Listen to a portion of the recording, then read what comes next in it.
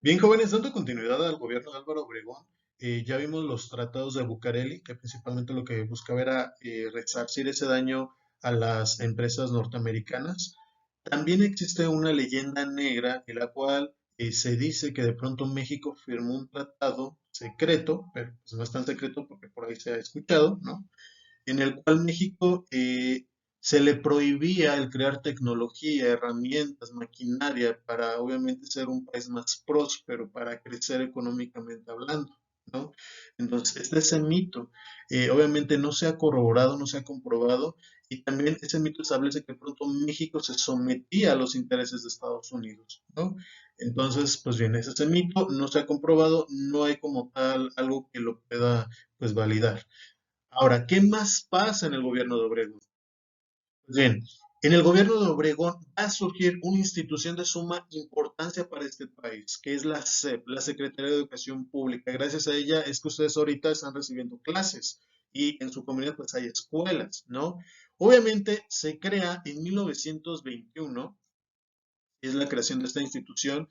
El principal, el principal promotor va a ser José Vasconcelos, ¿no? Él buscaba llevar la educación a todos los mexicanos, inclusive llevarlo a zonas rurales donde era pues más difícil consolidar este proyecto.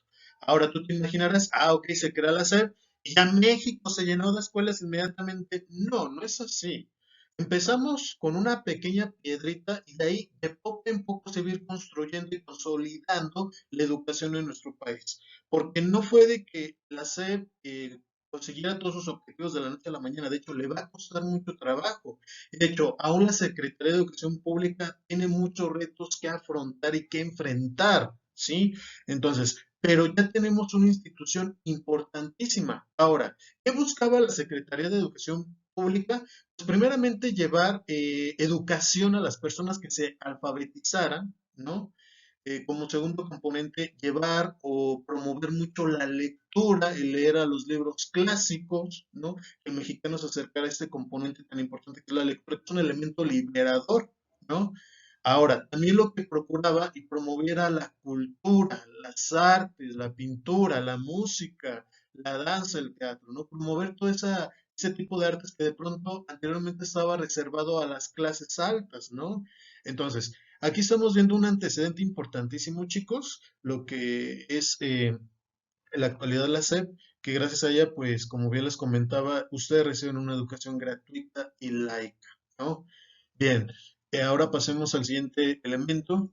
¿Qué más pasa en el sexenio de Obregón? Pues obviamente matan al Centauro del Norte, a Pancho Villa, lo asesinan.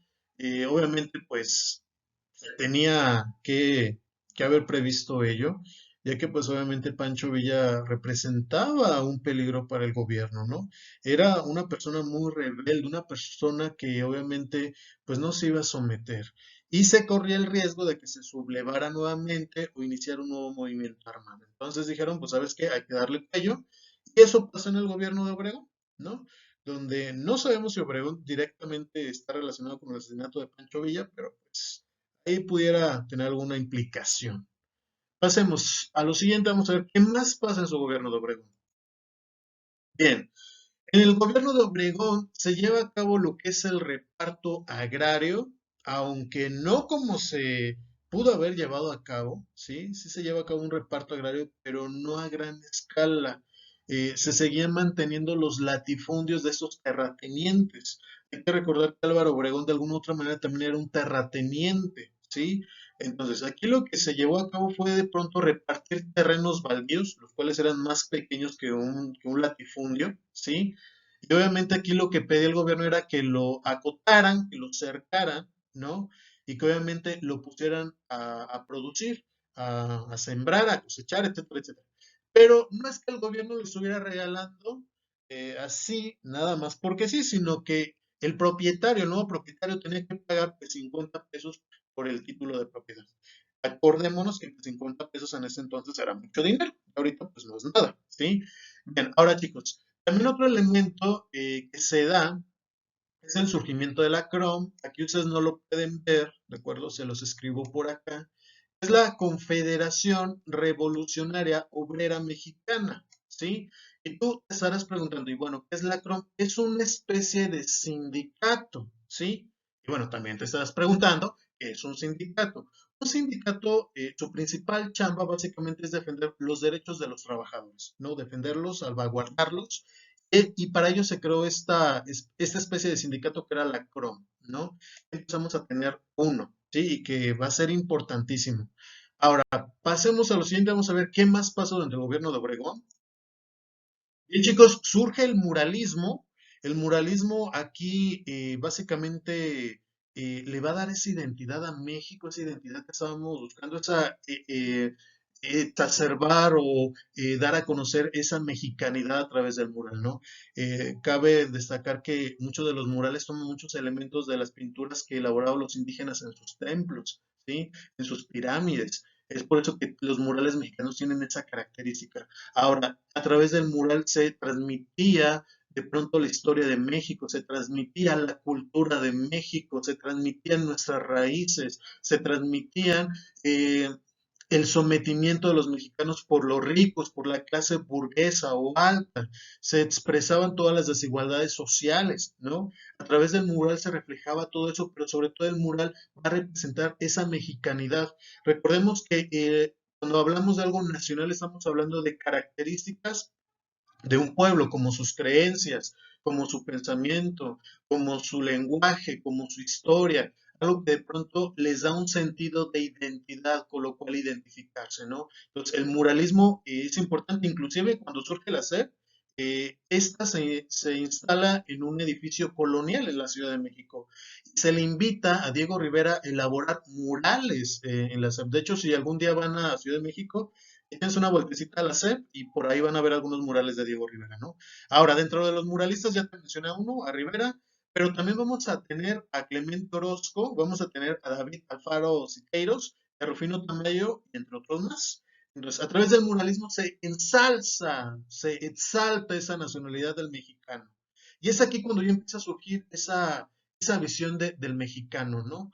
Y bien, jóvenes, ahora pasemos a lo siguiente. Bien, aquí Álvaro Obregón está terminando su gobierno.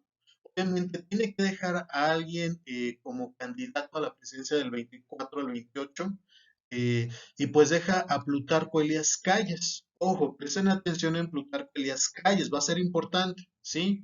Entonces, aquí obviamente los tres son sonorenses y en algún momento estuvieron unidos, ¿sí? Sin embargo, Adolfo de la Huerta se levanta en armas contra ellos dos, ¿sí? ¿Por qué se levanta contra ellos dos? Porque de la Huerta no estaba de acuerdo con lo que había hecho Álvaro Obregón, principalmente con los tratados de Bucareli y con la falta del reparto agrario que tuvo que haber consolidado Obregón, el cual no lo hizo. Solamente repartió terrenos baldíos, ¿sí? Pero no afectó a los latifundistas o a los que aún quedaban en México, ¿no? Entonces, él dijo, no, ¿sabes qué? No me parece, no estoy de acuerdo. Y además, si tú dejas a Calles, si tú dejas a este fulano, pues Calles le va a seguir dando seguimiento a tu política.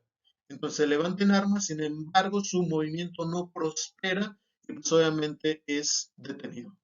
¿Sí? Es detenido eh, Adolfo de la Huerta y no prospera. Y el siguiente gobierno va a ser el de Plutarco Elías Calles.